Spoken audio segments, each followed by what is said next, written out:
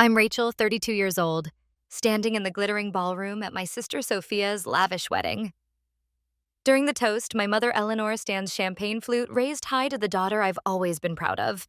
She begins, everyone expects the typical mother of the bride speech, but she continues into finally revealing that Sophia has been secretly sabotaging Rachel's career and relationships for years. My champagne glass shatters as it slips from my fingers. The guests freeze in stunned silence.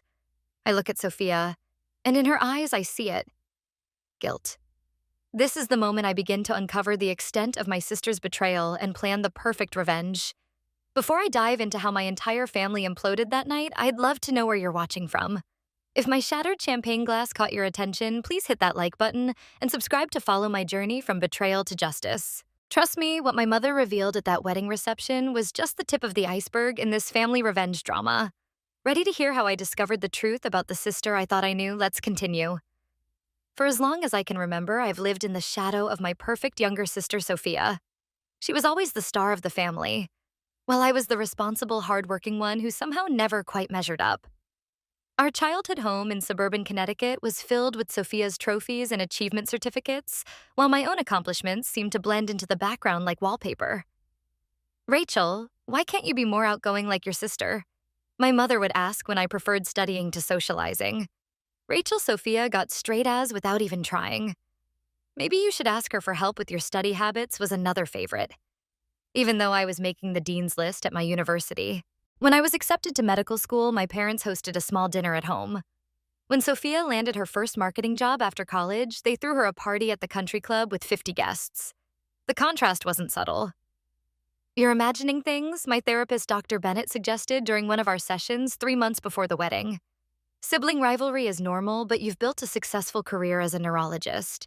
Do you really think your parents don't value that? I remember sighing. Staring out her office window at the Boston skyline. It's not that they don't value it. It's that nothing I do ever seems quite good enough compared to whatever Sophia does. Despite these feelings, I always tried to maintain a good relationship with my sister. We had Sunday brunches when our schedules allowed exchanged birthday gifts and called each other for advice. On the surface, we were close. I genuinely celebrated her successes and believed she did the same for mine. That's why the past year had been so confusing. It started with small things. A promotion at the hospital that suddenly fell through after the board received concerning information about my professional conduct. My engagement to Nathan ending abruptly when he confessed to having doubts but couldn't articulate what they were. The mysterious flooding in my apartment that destroyed many of my possessions and forced me to temporarily move in with my grandmother Martha while repairs were being made. Through it all, Sophia had been outwardly supportive. "You're too good for that hospital anyway," she'd said about the lost promotion. Nathan clearly wasn't the one she consoled after my engagement ended. "Stay with me instead of Grandma Martha." She'd offered after the flooding, though I declined because her downtown loft was too far from the hospital. I threw myself into helping plan Sophia's wedding to James Hamilton, heir to the Hamilton real estate empire. I was happy for her. Truly, James seemed kind and grounded despite his family wealth, and he appeared to genuinely adore my sister. Planning their wedding gave me something positive to focus on while my own life seemed to be falling apart. The engagement party at the Hamilton estate was the first time I noticed something odd. I overheard Sophia on the phone in the library. Her voice hushed but intense. No, she doesn't suspect anything. She was saying just stick to the plan. It's almost done. When she saw me in the doorway, she quickly ended the call and flashed her perfect smile. "Just talking to the florist," she explained. "They're being difficult about the imported orchids." I nodded and pushed aside my suspicions. Wedding planning was stressful, and Sophia had always been a perfectionist. If she was being secretive about some detail of her big day, it was probably just to maintain the element of surprise. A week before the wedding, I overheard another call while helping Sophia with final dress alterations at our parents' house. "She'll be there, but she won't be a problem," Sophia was saying from behind the partially closed bathroom door. "Mom's on board with everything." Yes, even that part.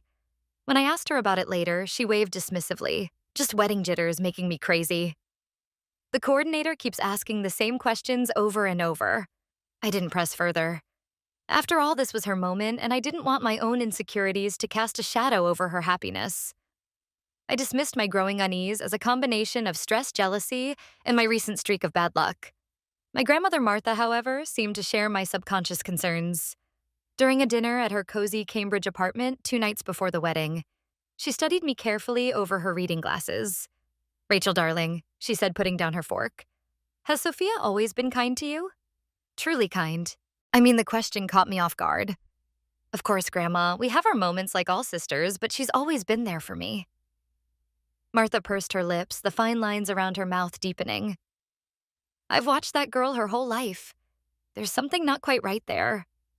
Your mother doesn't see it, and your father chooses not to. But I see how she looks at you when she thinks no one is watching." "What do you mean?" I asked, suddenly uncomfortable. "Like you have something she wants," Martha replied. "Or like she's already taken it." I laughed it off, attributing my grandmother's concerns to her tendency toward dramatic observations. Martha had always been the family truth teller, sometimes to a fault. But her words stayed with me, a tiny seed of doubt planted in fertile ground. The night before the wedding, during the rehearsal dinner at the Preston Hotel's ballroom, I watched Sophia work the room with effortless charm. My parents beamed with pride, my father. Philip's arm draped around my mother's shoulders as they accepted congratulations on raising such a beautiful, successful daughter, about to make a perfect match. I was seated between James's college roommate and his elderly aunt, nursing a glass of wine and forcing smiles. At one point, I excused myself to use the restroom and nearly collided with Nathan in the hallway. "Rachel," he said, looking startled. "I didn't know you'd be here." "I'm the sister of the bride," I replied coolly. "The better question is, why are you here?" "I didn't realize you and James were friends." Nathan shifted uncomfortably. "We're not really. Sophia invited me as a +1 for someone who couldn't make it last minute." Before I could respond, Sophia appeared, sliding her arm through Nathan's with familiar ease. "There you are. Oh, Rachel, I see you found Nathan. Wasn't it sweet of him to fill in Jessica's?" Grandmother had that fall, and we had an empty seat at table 7. She smiled brightly. "Everyone important should be here for my special weekend. Don't you think?" Something in the way they stood together sent a chill through me. Nathan couldn't meet my eyes, and Sophia's smile didn't quite reach hers. But once again, I pushed the feeling aside. Tomorrow was her wedding day, and I was determined to be the supportive sister she needed me to be. If only I'd known then what my mother would reveal at the reception. Perhaps I could have prepared myself for the destruction of everything I thought I knew about my family. The morning of Sophia's wedding dawned bright and clear, a perfect June day that seemed tailor-made for a fairy tale ceremony. I arrived at the bridal suite of the Hamilton estate at 7:00 a.m. sharp, armed with coffee and breakfast pastries for the bridal party. "Thank God, caffeine," Sophia said, grabbing the largest cup from the tray. She was already in her silk robe hair in rollers, looking fresh despite the early hour. "The makeup artist is running late, and Mom's already called twice in a panic about the flower girl sash." I set down the breakfast spread and began organizing the jewelry and accessories for the bridesmaids. Despite being Sophia's only sister, I wasn't the maid of honor. That role had gone to Amber, her college roommate. I'd been hurt when she told me, but Sophia had smoothed it over by saying she needed me in a more important role, coordinating everything behind the scenes. The morning progressed with the controlled chaos typical of wedding days. Sophia became increasingly snippy as the ceremony time approached, barking orders at her bridesmaids and criticizing everything from the way the hairstylist was curling Amber's hair to the shade of lipstick the makeup artist had selected. "Not that one, Rachel," she snapped when I handed her the pearl earrings our grandmother had given her. "I'm wearing the diamond drops James gave me. The pearls look so matronly." I bit my tongue and exchanged them without comment. The pearls had been meant as her something old, a family tradition, but it was her day. Surprisingly, just before it was time to get dressed, Sophia pulled me aside into the small adjoining room away from the chattering bridesmaids. "I just wanted a moment with Justice," she said suddenly, seeming vulnerable. "Despite everything, you're my big sister. I wouldn't be who I am without you." For a moment, she looked like the little girl who used to crawl into my bed during thunderstorms, and I felt a rush of affection. I hugged her carefully, mindful of her hair and makeup. "I'm so happy for you," Soph, I said sincerely. "James is a lucky man." She pulled back and studied my face for a moment, an unreadable expression crossing her features. "You always were the good one, Rachel," she said softly. "Too good, maybe." Before I could ask what she meant, Eleanor burst into the room announcing it was time for the dress and the moment was gone. The ceremony itself was stunning, with 300 guests filling the rose garden of the historic Hamilton estate.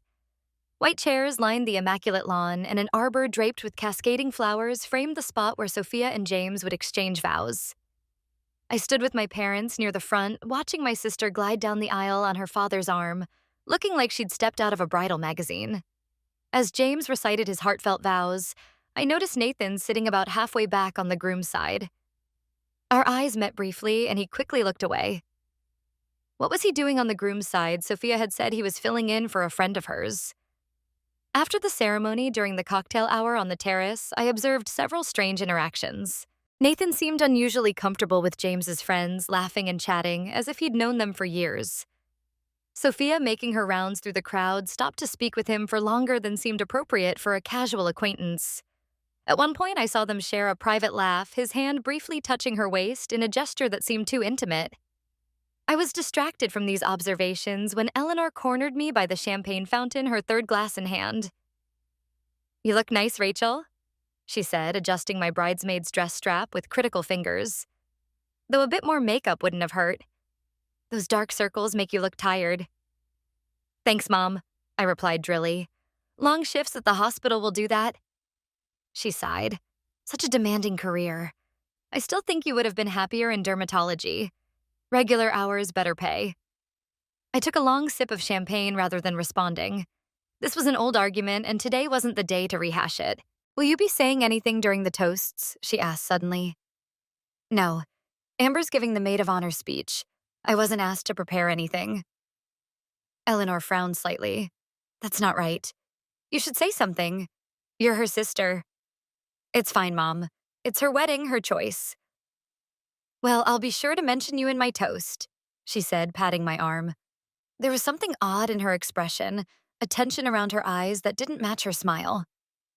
The reception was held in the estate's grand ballroom, a magnificent space with crystal chandeliers and floor-to-ceiling windows overlooking the manicured gardens. Dinner was served, the cake was cut, and finally it was time for the toasts. James's best man went first with a charming, funny speech about their friendship. Amber followed with an emotional tribute to Sophia, highlighting her generosity and loyalty in ways that made me wonder if we were talking about the same person. James's father spoke briefly about welcoming Sophia to the family, and then it was my mother's turn. Eleanor rose gracefully, champagne flute in hand. At 60, she was still striking her silver-streaked dark hair swept into an elegant updo that matched Sophia's. When my daughter was born, she began smiling at Sophia. I knew she was special. There was a spark in her eyes, a determination that told me she would stop at nothing to get what she wanted in life. Polite laughter rippled through the crowd. "To the daughter I've always been proud of," she continued, and I settled in for what I assumed would be several minutes of Sophia adoration. But then my mother did something no one expected. She turned to look directly at me, her expression suddenly serious, and to finally revealing that Sophia has been secretly sabotaging Rachel's career and relationships for years. My champagne glass slipped from my fingers and shattered on the table. The entire ballroom fell silent, 300 pairs of eyes darting between me, my mother, and Sophia at the head table. "What?" James said, turning to his new wife with confusion. Sophia's face had drained of color. "Mom's had too much champagne," she said with a forced laugh. She doesn't know what she's saying, but Eleanor wasn't finished. "I found the emails, Sophia. The ones to the hospital board member you were dating, spreading lies about Rachel's competence. I know you deliberately pursued Nathan to test his loyalty to your sister. I've seen the receipts for the plumber you hired to tamper with Rachel's apartment pipes." Gasps and murmurs spread through the ballroom. I sat frozen, unable to process what I was hearing. For years, my mother continued, her voice breaking. "I turned a blind eye because I thought you needed extra attention. But watching you plan this wedding, while continuing to undermine your sister at every turn, I can't stay silent anymore." Sophia stood up so quickly, her chair toppled backward. "This is insane. Mom is clearly having some kind of episode. Dad, do something." My father looked shell-shocked, his mouth opening and closing without words coming out. I finally found my voice. "Is it true?" I asked Sophia directly. She turned to me, her eyes narrowing. "Don't be ridiculous. Mom's jealous that all the attention is on me today. She's making this up." But I could see it in her face. The flash of calculation, the lack of genuine outrage. In that moment, I knew my mother was telling the truth. Without another word, I stood and walked out of the ballroom, my legs carrying me automatically through the French doors and into the garden beyond. Behind me, I could hear the chaos erupting, Sophia's continued denials, James's confused questions, guests whispering urgently to each other.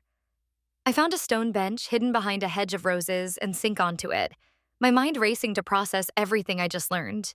The promotion, Nathan, my apartment, none of it had been bad luck. It had been Sophia deliberately sabotaging my life while pretending to support me. "Are you okay?" a voice asked, startling me from my thoughts.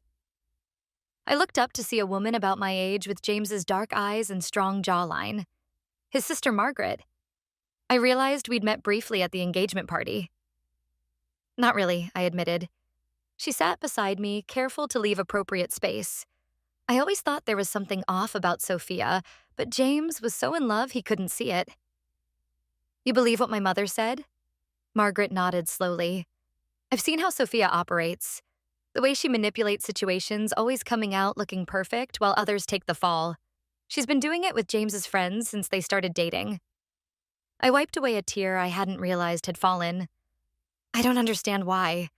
What did I ever do to her? Some people can't stand to see others happy," Margaret said simply, "especially if they think you have something they don't." As we sat in the garden, the sounds of the disrupted reception filtering through the open windows. I made a decision. I would not cause a scene tonight. I would not give Sophia the satisfaction of painting me as the jealous, unstable sister.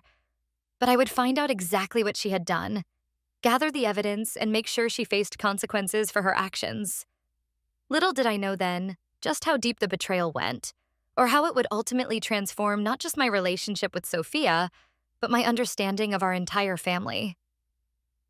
If you're feeling that familiar sting of betrayal from someone you trusted with your whole heart, know you're not alone. My heart was racing just as fast as yours might be right now. If you're invested in finding out exactly how deep Sophia's betrayal went and what happened next, hit that like button to let me know. The evidence I was about to uncover would shake my family to its core. The days following Sophia's wedding were a blur of confusion, anger, and determination. I checked into a hotel that night, unable to face returning to my parents' house where I'd been staying while my apartment was being repaired. The next morning, I called my grandmother, Martha. "I was wondering when you'd call," she said when she answered. "Come stay with me. Your old room is ready."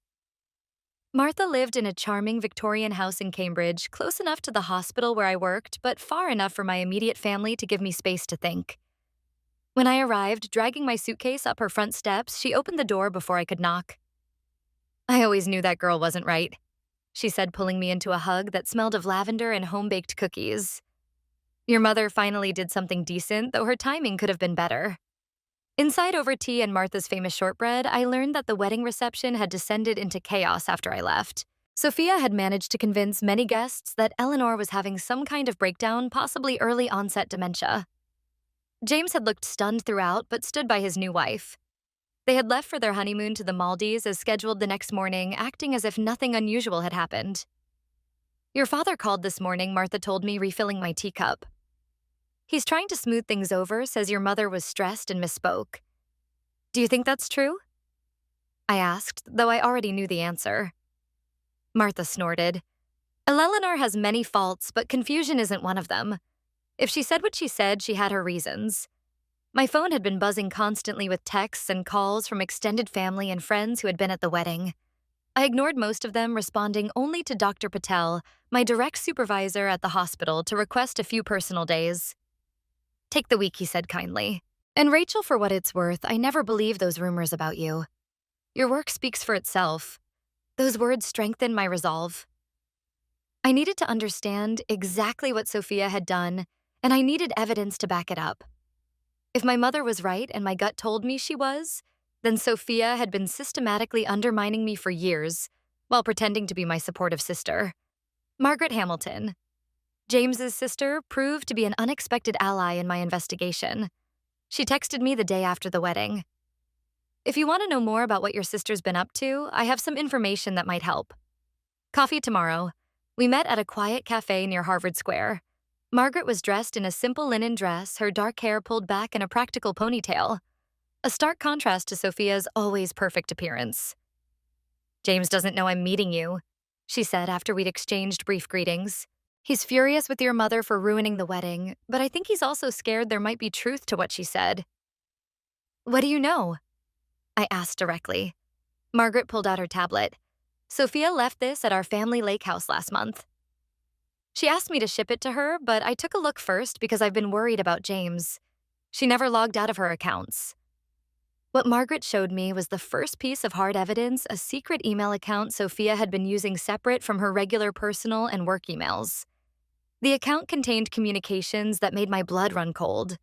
There were emails between Sophia and Dr. Lawrence Farrow, a member of the hospital board whom I knew she had briefly dated. In them, she systematically fed him information, questioning my professional judgment, even fabricating a story about me misdiagnosing a patient, which could have been career-ending had it been believed. "The board didn't take action because your record was too strong and another doctor vouched for you," Margaret explained. "But it was enough to kill your promotion." There were messages with Nathan dating back to before our engagement ended, showing Sophia had deliberately pursued him using information about our relationship's weak points to drive a wedge between us. Test her. One message read, "If she really loved you, wouldn't she make more time for you despite her schedule? I make time for the people I care about no matter how busy I am."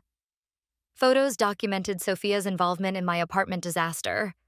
Receipts for a plumbing consultation at my address when I should have been at work, followed by an invoice for repairs to her own bathroom dated the same day. Most disturbing were bank statements showing small but regular withdrawals from a joint account our parents had set up for us years ago. I had forgotten the account existed, rarely using it, but apparently Sophia had been helping herself to my share for years. "There's more," Margaret said, scrolling further. "She's been doing similar things to some of James's friends who she thought were a bad influence on him. And she's been collecting information on his family business. That's what first made me suspicious. I felt physically ill looking at the evidence of my sister's systematic betrayal." "I need copies of everything," I said. Margaret nodded. "I've already backed it up, but Rachel, be careful. From what I've seen, Sophia is calculating and has no problem hurting people who get in her way." Armed with this initial evidence, I began my own methodical investigation. I contacted Nathan, asking to meet in person. He initially refused, but when I mentioned I had seen emails between him and Sophia, he agreed to coffee at a public place.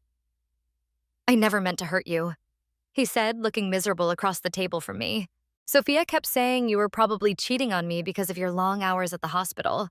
She had all these concerns about your commitment, and instead of talking to me about it, you started sleeping with my sister." I kept my voice steady with effort. Nathan had the grace to look ashamed. "It didn't start physical until after we broke up, but the emotional affair, yes, that started before. She was always there, always sympathetic about how neglected she thought I felt. She made it seem like she was trying to help our relationship, but looking back, she was undermining it from the beginning." "When did it end?" I asked, though I wasn't sure I wanted to know. "A few weeks before the wedding," he admitted. "She said we needed to cool things until after she was married. I was actually surprised to be invited to the wedding. As a +1 for a non-existent friend," I said bitterly. He nodded. "She said it would be a good chance to see you again, maybe reconcile. I realize now she probably wanted to hurt you more by having me there." This conversation confirmed what I had begun to suspect. Sophia's sabotage went beyond just a few isolated incidents. It was a pattern that had likely affected more areas of my life than I yet realized. I dug deeper, reaching out to former boyfriends under the pretense of closure conversations. 2 of them revealed similar stories.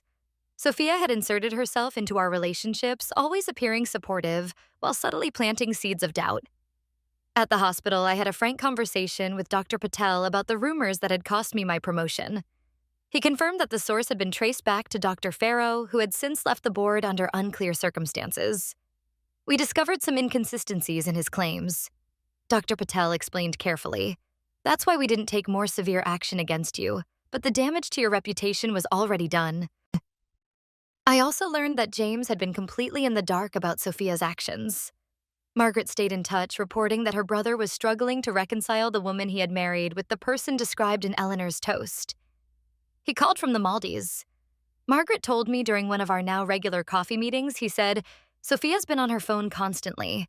Seems preoccupied. When he asked about what happened at the wedding, she broke down crying, saying, "Your family has always been jealous of her success, and your mother is mentally unstable." And he believes her, I asked.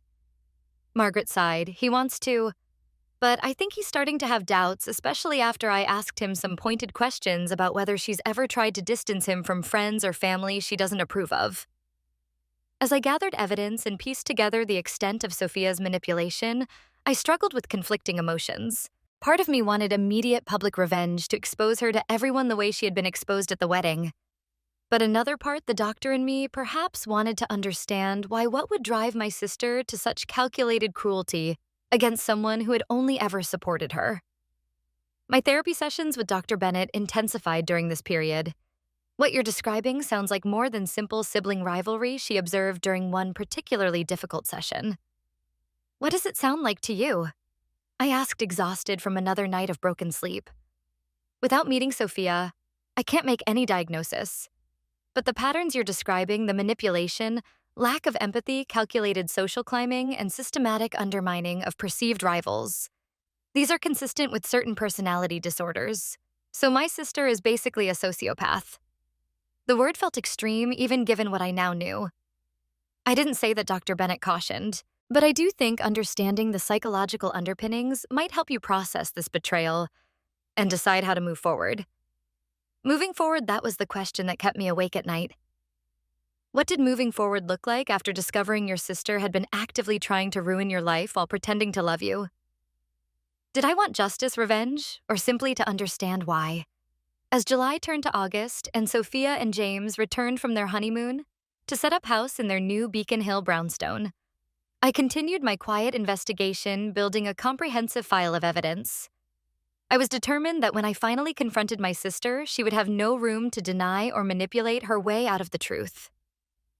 What I didn't yet realize was that the roots of Sophia's behavior went much deeper than I imagined, into the very foundation of our family structure and the secrets our parents had kept for decades. By mid-August, I had amassed substantial evidence of Sophia's systematic sabotage of my life, but I still didn't understand why. What would drive my sister to such calculated cruelty? To answer this question, I began researching family dynamics and personality disorders, spending hours in the medical library at the hospital during my breaks.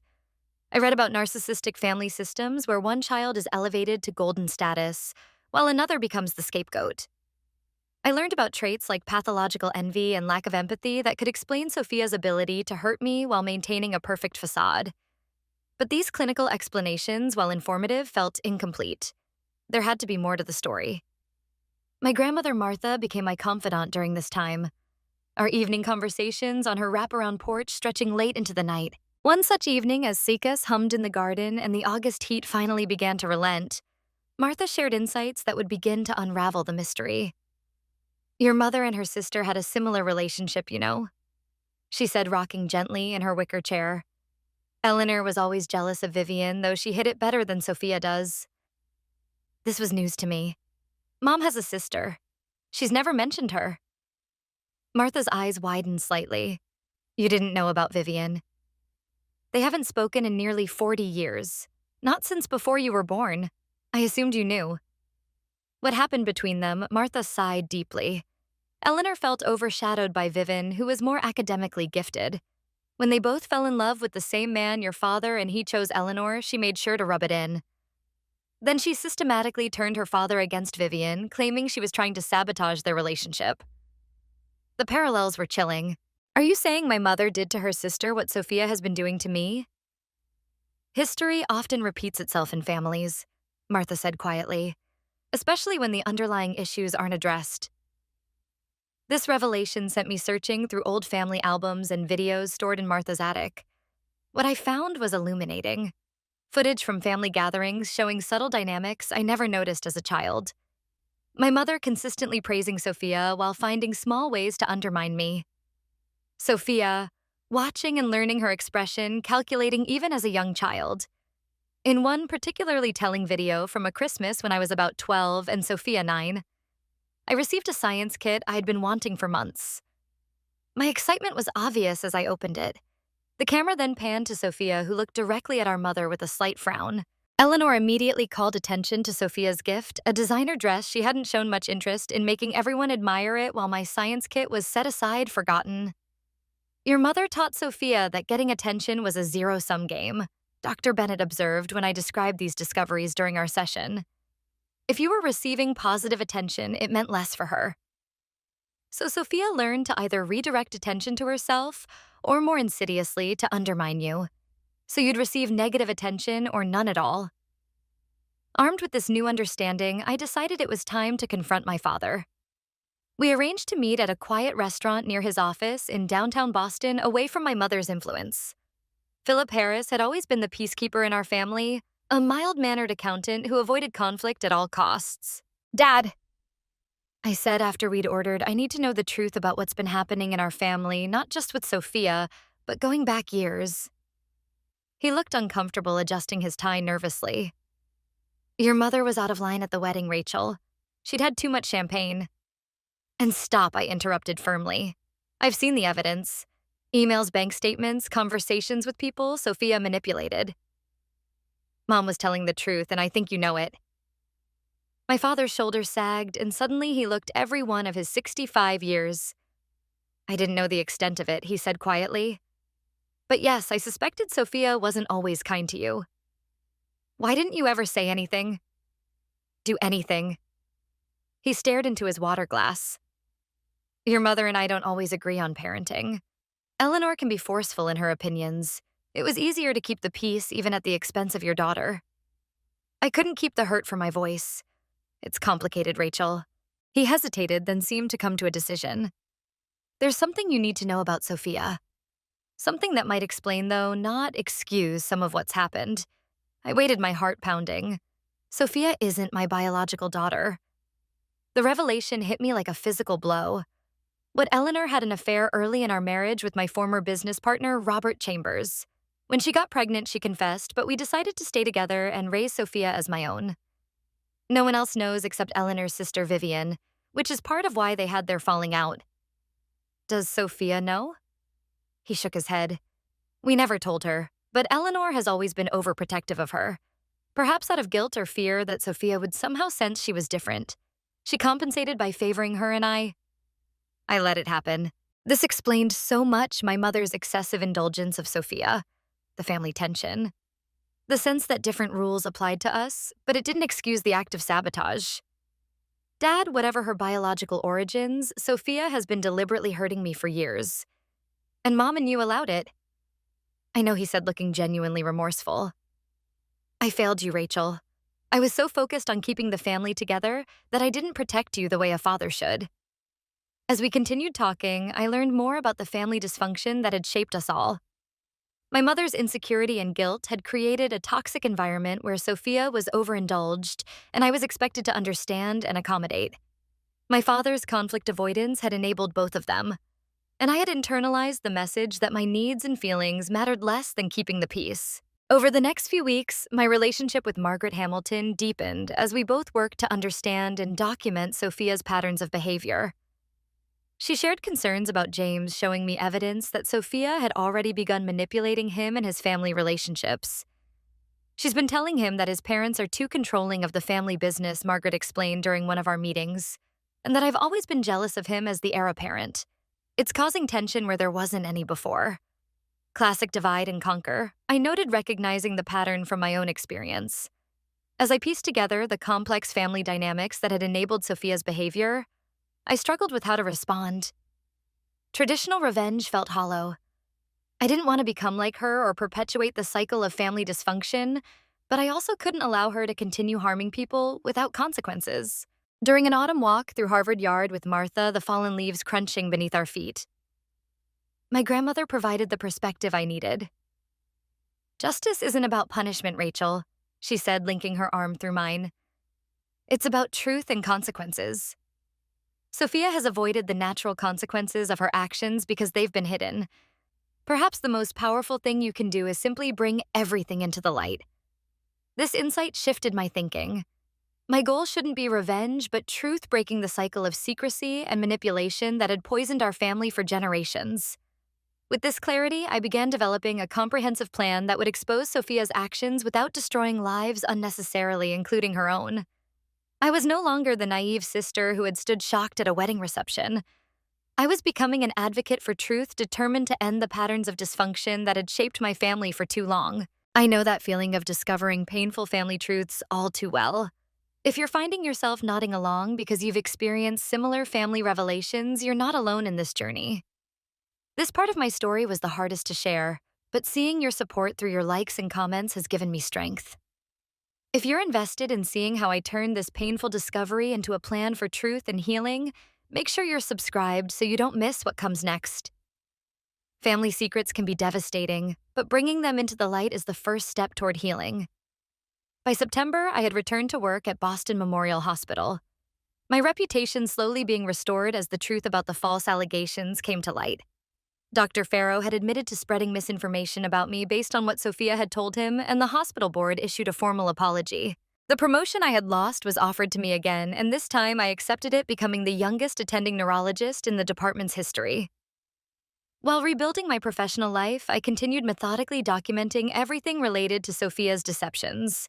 I created a secure digital archive with folders organized by category: career sabotage, relationship interference, financial theft, and family manipulation.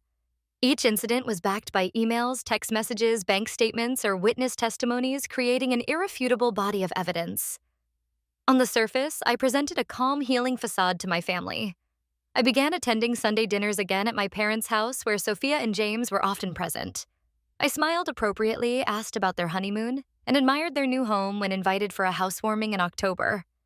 To anyone watching, it would appear I had moved past the wedding incident and was working to repair family relationships. Sophia seemed relieved by my apparent forgiveness, though I caught her watching me carefully when she thought I wasn't looking. During these gatherings, I noticed concerning signs that her marriage was already showing strain. James was often quiet, his easy smile replaced by a thoughtful frown. Sophia dominated conversations, subtly controlling which topics were discussed and frequently speaking for her husband. James and I think the Hamilton Company should expand internationally, she would say. Or James and I have decided not to attend his parents' anniversary cruise. Each time James would give a tight smile that didn't reach his eyes. I recognized that expression. I had worn it myself for years. Thanksgiving dinner became a strategic opportunity to observe and record inconsistencies in Sophia's stories. My phone in my pocket, set to record, I asked innocent questions about her new life. "How's the charity gala planning going?" I asked, passing her the cranberry sauce. "Exhausting." Sophia sighed dramatically. "The committee is so disorganized. I'm basically doing everything myself." Later, when James mentioned being impressed by the committee chair's efficiency, Sophia smoothly pivoted. "Oh yes, Diane is amazing. I was just telling Rachel how she makes everything run so smoothly." Throughout the meal, I documented at least 5 such contradictions, adding them to my growing file. Meanwhile, my relationship with the Hamilton family, particularly James's grandmother Victoria, was developing in unexpected ways. Victoria, a formidable woman in her 80s, who had helped build the Hamilton real estate empire alongside her late husband, had taken an interest in me after the wedding incident. "You remind me of myself at your age," she told me during a chance meeting at a hospital charity function in November. "Smart enough to see through nonsense, brave enough to stand up to it." Through Victoria, I learned that Sophia had begun manipulating James's family business connections, suggesting certain board members were plotting against him and that his parents were considering selling the company without consulting him. "Complete fabrications," Victoria said over tea at her Beacon Hill mansion. But James is starting to believe her. He's canceled 3 family dinners in the past month and questioned his father's decision-making for the first time in his career. With Margaret's help, I quietly worked to protect the Hamilton family business from Sophia's interference, providing Victoria with documentation of similar patterns from Sophia's past. It wasn't about revenge, but prevention, stopping the cycle of manipulation before more people were hurt. By early December, I had consulted with Diane Mitchell, an ethical lawyer specializing in cases involving financial impropriety, to understand my options. I was careful to frame our discussions in hypothetical terms at first. If someone had systematically used another person's identity and accounts to commit financial fraud over several years, what would the legal ramifications be, I asked during our first meeting. That would depend on the amounts involved and whether the victim wanted to press charges. Diane explained. It could range from civil proceedings to recover the funds to criminal charges of identity theft and fraud. And if the victim wanted justice, but not necessarily criminal prosecution of a family member. Diane gave me a knowing look. There are ways to ensure consequences without involving the criminal justice system. A formal demand for restitution, documented evidence shared with appropriate parties, and the threat of legal action are often effective. With Deanne's guidance, I developed a 3-phase plan. Phase 1, professional restoration. This was already underway with my reinstated promotion and the clearing of my professional reputation. Phase 2, family truth. This would involve a controlled exposure of evidence to key family members, giving them the opportunity to understand the full picture before any public revelations. Phase 3, protection. This final phase focused on preventing Sophia from harming James's family and business interests, while offering her a path to accountability that didn't necessarily involve legal prosecution. The most difficult decision was what to do about my mother. Despite her wedding revelation, Eleanor had since tried to backtrack, claiming she had been mistaken or confused. She had called me repeatedly, asking me to let things go for the sake of the family. I decided to give her one chance to make amends by confronting her with the evidence I had gathered. We met for lunch at a quiet restaurant where I showed her a small sample of the documentation. "This is why you said what you did at the wedding, isn't it?" I asked as she stared at the emails between Sophia and Nathan. "You found out what she was doing." Eleanor's hands trembled slightly as she pushed the papers away. "I found some things, yes. But Rachel, this is family business. It should stay private." Private Sophia deliberately tried to destroy my career, my relationships, my home. She's been stealing from me for years, and now she's doing the same thing to James and his family. She's always needed more attention, more reassurance, Eleanor said defensively. "If you understood her background, what she's been through..." "I know she's not Dad's biological daughter," I interrupted. "He told me." Eleanor palled. He had no right. He had every right. Just as I have every right to expose what Sophia has done, unless you're prepared to help her take responsibility and make amends. My mother's response was disappointing but not surprising. What good would exposing all this do? It would only tear the family apart. Can't you just keep your distance from her and move on for my sake? In that moment, I realized Eleanor would never prioritize my well-being over Sophia's or her own comfort. The family dynamic was too entrenched, the dysfunction too normalized. If change was going to happen, it would have to come from outside the system. "I'm sorry, Mom," I said, gathering my evidence, "but I can't keep enabling this. What happens next is up to Sophia, not me." As Christmas approached, I made final preparations for the family gathering that would serve as the setting for Phase 2 of my plan. James's family had invited us all to their estate for Christmas dinner. Neutral territory where the truth could finally be revealed. I understood the risks of what I was about to do.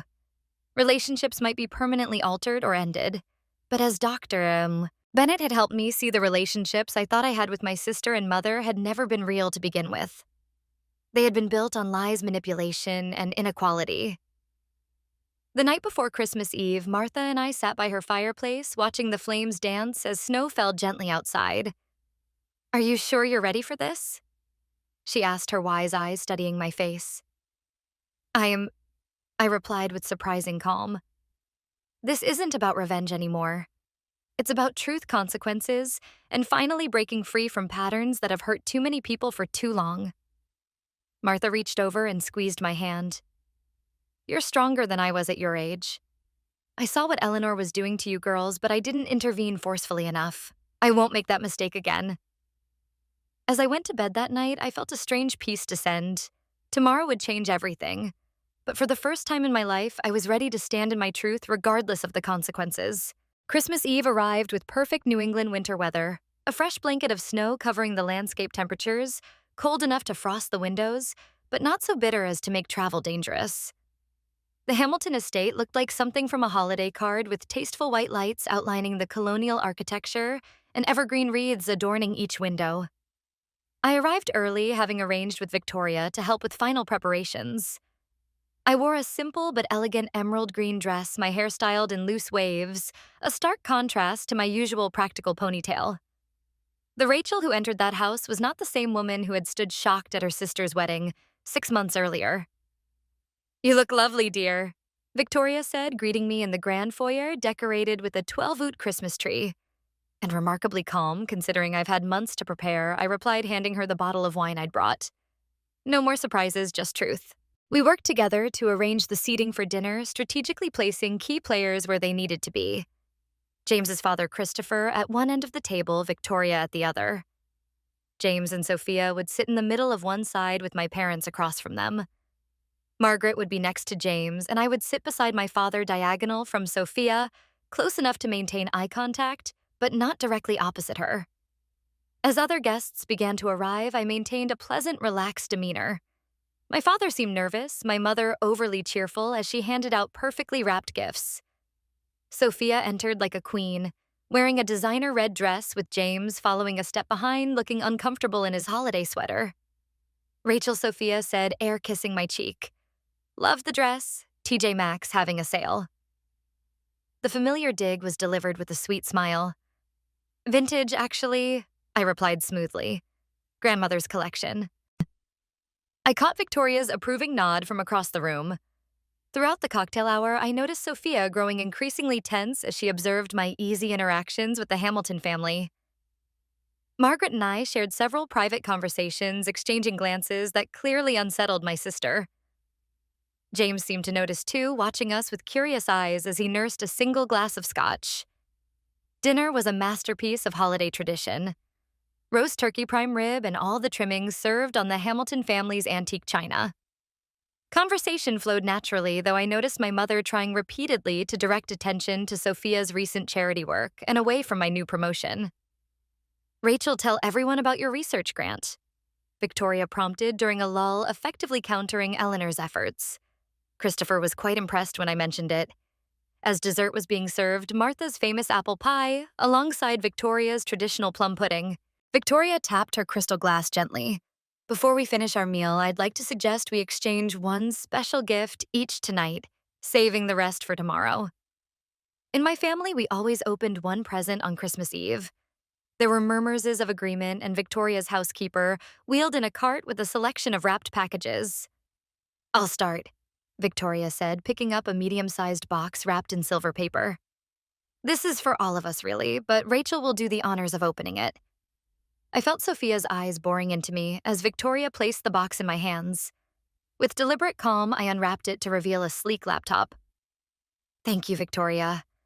But I don't understand. I said, play my part. It's not just any laptop, dear. It contains a special presentation. My gift to this family is truth. Victoria's voice was gentle but firm. As she addressed the table, Rachel has prepared something I believe everyone needs to see. I opened the laptop, which was already connected to the dining room's hidden projection system.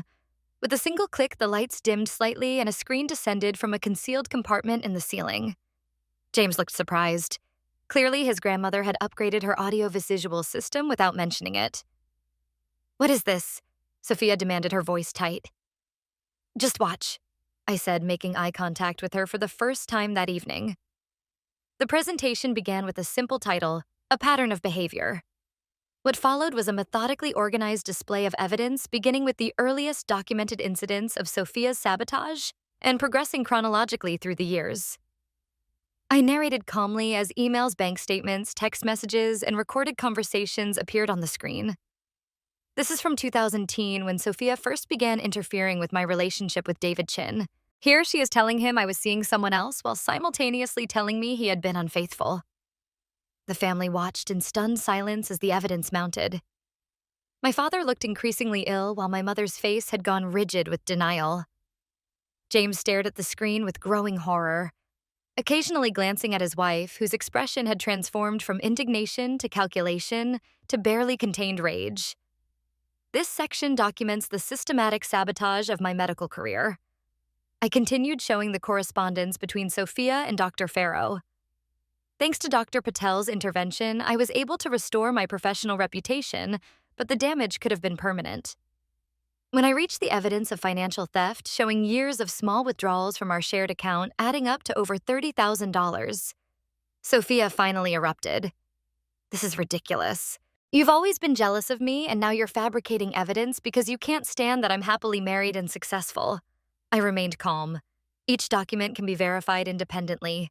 The bank statements are real. The emails can be authenticated. I haven't fabricated anything, Sophia. James, we're leaving, Sophia declared, standing abruptly. I won't sit here and be attacked by my disturbed sister on Christmas Eve. But James didn't move. Sit down, Sophia, he said quietly. I want to see the rest. The most damning evidence came last. Documentation of Sophia's recent manipulation of the Hamilton family business. Emails to board members suggesting James's father was considering selling without consulting his son. Messages to James's mother canceling family commitments in his name without his knowledge. Financial inquiries about the structure of the Hamilton family trust. As the presentation concluded, there was a moment of complete silence before Victoria spoke. I've conducted my own investigation, she said, her voice steady despite her age. Everything Rachel has presented is consistent with what I found. Sophia has been attempting to create division in our family just as she did in hers. That's not true. Sophia's voice had taken on a desperate edge. Rachel has always been jealous of me. Mom, tell them. All eyes turned to Eleanor, who seemed to shrink in her chair. Sophia has always needed extra attention, she began weakly. Stop it, Eleanor. My father interrupted with unexpected firmness. No more excuses. What happened next stunned everyone. Margaret stood and walked to the laptop, inserting a small flash drive. There's one more piece of evidence you should all hear. The recording that played was a conversation between Sophia and my mother, clearly taken without their knowledge. Dated just 2 weeks after the wedding. Sophia's voice filled the room. I can't believe you said that at my wedding. After all these years of helping me, suddenly you grow a conscience. I was upset. Eleanor's recorded voice replied, You promised you'd stop after you married James. But then I found out about the Hamilton trust inquiries. That's different. James deserves to know what his family is really planning. Besides, Rachel had it coming. She always acts so perfect, so much better than everyone. The hospital board thing was hilarious. Did you see her face when she got passed over for that promotion? Eleanor's recorded sigh was heavy with resignation. Just be more careful. If your father ever found out everything you've done, he's not my real father anyway. So who cares what he thinks? Sophia's laugh was chilling in its callousness. The recording ended and the room erupted into chaos. Sophia lunged for the laptop, but James caught her arm. Don't, he said, his voice colder than I'd ever heard it. It's over, Sophia. My mother had buried her face in her hands while my father sat rigidly upright, his expression a mask of pain and resolve. How long have you known? Sophia demanded, turning to me with hatred in her eyes. About your sabotage months. About you not being Dad's biological daughter since August. But that's not why I'm doing this. Biology doesn't matter. What you've done does. Victoria stood her regal bearing, commanding attention despite her age. I think it would be best if Sophia left now. Christopher, please have William bring the car around. You can't throw me out. Sophia protested. James, tell them. But James was already removing his wedding ring. I'll be staying with my parents tonight. My lawyer will contact you after the holidays regarding separation proceedings. You can't do this. I'm your wife. A marriage built on lies isn't a marriage at all, James said quietly. I don't know who you really are, but I know I can't spend my life with you. As Sophia was escorted from the room, still protesting her innocence despite the irrefutable evidence Eleanor attempted to follow. Stay, Eleanor, my father said firmly. We have a lot to discuss as a family. The remainder of the evening was somber but cathartic. James apologized to me for not seeing Sophia's true nature sooner. My father apologized for years of enabling behavior. Victoria thanked me for protecting her family business. Only my mother remained in denial, alternating between defending Sophia and blaming me for exposing family matters publicly. This wasn't done out of vengeance. I explained to the group as we moved to the living room, leaving the evidence displayed on the dining room table. It was about breaking a cycle that has hurt too many people for too long. Martha, who had been quietly observant throughout the evening, finally spoke. Eleanor, you did the same thing to your sister that Sophia did to Rachel. The difference is that Rachel chose to break the pattern rather than perpetuate it. As the night drew to a close with plans made for further discussions after the holidays, I felt an overwhelming sense of release. The truth was finally out, and while the consequences would continue to unfold, the burden of secrecy had been lifted. I declined Victoria's invitation to stay the night, choosing instead to return to Martha's house. As I prepared to leave, James approached me privately. "Thank you," he said simply. "It would have taken me years to see it on my own, if ever." "I'm sorry it had to happen this way," I replied sincerely. He shook his head. "Don't be. Better 6 months of painful truth than a lifetime of comfortable lies." As I drove through the snowy streets toward Cambridge, I reflected on how differently this Christmas had turned out than any I could have imagined a year ago. The family I had known was irrevocably changed, but perhaps now there was a chance to build something healthier from the ruins. 6 months after that fateful Christmas Eve summer had returned to Boston, bringing with it new growth and unexpected healing. The early June morning found me in my new office at Boston Memorial Hospital. The nameplate on the door reading Dr. Rachel Harris, Head of Neurological Research. The promotion I had once been denied had been superseded by an even more prestigious position, leading a groundbreaking study on neural regeneration after traumatic brain injuries. The past half year had brought tremendous change professionally and personally. My work had flourished without the constant undermining from Sophia. My colleagues, now aware of what had happened, had rallied around me with support and collaboration opportunities. Dr. Patel had become a mentor, guiding my research and encouraging me to publish findings that were now gaining recognition in the medical community. More surprising was my personal life. Dr. Michael Brennan, a neurosurgeon who had defended me to the hospital board during the false allegations, had asked me to coffee in January. What started as collegial appreciation had grown into something deeper. At 36, Michael was thoughtful and direct, with none of the game playing I'd experienced in past relationships. We were taking things slowly, but for the first time in years, I felt secure in a romantic connection. My living situation had changed as well. With my career on solid footing, I had purchased a small Victorian house near Martha's neighborhood in Cambridge. My grandmother, now 83 but still sharp as ever, had decided to sell her larger home and move into my garden apartment, giving us both independence while remaining close enough for daily tea and conversation. The family landscape had shifted dramatically. James's divorce from Sophia had been finalized in record time, expedited by the mountain of evidence and Sophia's increasingly erratic behavior when confronted with the truth. The Hamilton family had protected their business interests, removing Sophia from any positions of influence and conducting a thorough audit to ensure no lasting damage had been done. My father, Philip, had surprised everyone by finding his voice after decades of acquiescence. He had moved out of the family home in February, renting an apartment downtown while he and Eleanor attempted marriage counseling. Their future remained uncertain, but he had established clear boundaries for the first time in their relationship. Eleanor's journey had been more complicated. Initially, she had doubled down on defending Sophia, accusing me of exaggerating and manipulating evidence. But as more truth came to light, including details of Sophia's derogatory comments about her behind her back, Eleanor had been forced to confront her own role in creating the family dynamic. Our relationship remained strained, limited to occasional lunch meetings where conversations stayed carefully neutral. The most unexpected development had come in April when I received an email from Sophia. After the Christmas Eve exposure, she had disappeared from Boston, reportedly staying with friends in New York. Her message was brief but shocking. "I've been in therapy for 3 months. My doctor thinks I have narcissistic personality disorder. I don't know if I believe it, but I'm trying. If you're willing to talk, I'd like to try to understand what happened between us, S." After consultation with Dr. Bennett and careful consideration, I had responded cautiously open to the possibility of healing, but requiring accountability as a prerequisite. We had exchanged a few messages, since each revealing a Sophia I had never known vulnerable, uncertain, and possibly for the first time honest. We had agreed to meet in person the following week with our therapists present to begin what would undoubtedly be a long and difficult conversation about our shared past and whether any form of relationship was possible in the future. Family therapy had also begun revealing the roots of dysfunction that stretched back generations. Our maternal grandmother, it turned out, had played favorites with her daughters, just as Eleanor had with us, creating a pattern of competition and resentment that had poisoned both generations. Eleanor was slowly, painfully beginning to acknowledge her role and the damage it had caused. On a warm Sunday evening in June, I hosted a small dinner gathering in my new home. The table on my back patio was set for 6.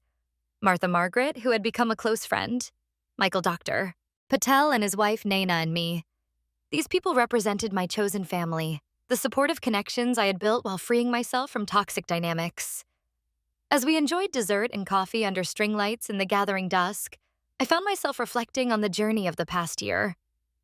"I'd like to make a toast," I said, raising my glass. The conversation quieted as my guests turned attentive faces toward me to the daughter who learned that family is defined by love and truth, not blood and secrets. Martha's eyes glistened with unshed tears as she recognized the words a reclaiming of my mother's wedding toast that had started this entire journey. The following morning, I received a notification about Sophia's upcoming court appearance for financial restitution related to the funds she had taken from our shared account. My lawyer had advised me to attend, but after careful consideration, I declined. My presence wasn't necessary for justice to be served, and my energy was better spent building my new life than revisiting the pain of the past. As I closed my laptop and prepared for my day at the hospital, I thought about the generations of women in my family who had been trapped in cycles of favoritism, competition, and resentment. For perhaps the first time in our family history, that cycle had been broken. The cost had been high: relationships damaged or lost, painful truths exposed. But the freedom on the other side was worth it. True revenge, I had come to understand, wasn't about exposing Sophia or seeing her punished. It was about freeing myself from toxic dynamics and creating a life defined by authentic connections rather than manipulation and deceit. The ultimate victory wasn't winning against my sister, but refusing to play a game that had no real winners, only varying degrees of loss. As summer bloomed in Boston, so too did my conviction that the future would be different from the past. The journey of healing had only begun for me and for my family. But for the first time, we were walking in the light of truth rather than the shadows of secrets. I know many of you watching have experienced family betrayal or discovered painful truths about those you trusted most. Your comments on my previous videos have shown me how universal these struggles can be. If my story has resonated with you, please take a moment to like this video and subscribe to my channel, where I'll be sharing more about my ongoing journey toward healing and building healthy relationships after family trauma. I'd love to hear your thoughts in the comments below. Have you ever had to choose between family loyalty and your own well-being? What helped you move forward after a betrayal? Your experiences might help someone else who's walking a similar path right now. Thank you for witnessing my story. Remember that breaking toxic family cycles isn't selfish. It's an act of courage that can heal generations to come. If you found value in this video, please share it with someone who might need to hear that they're not alone in their family struggles. Until next time, this is Rachel wishing you truth healing and the courage to create the family you deserve, whether born or chosen.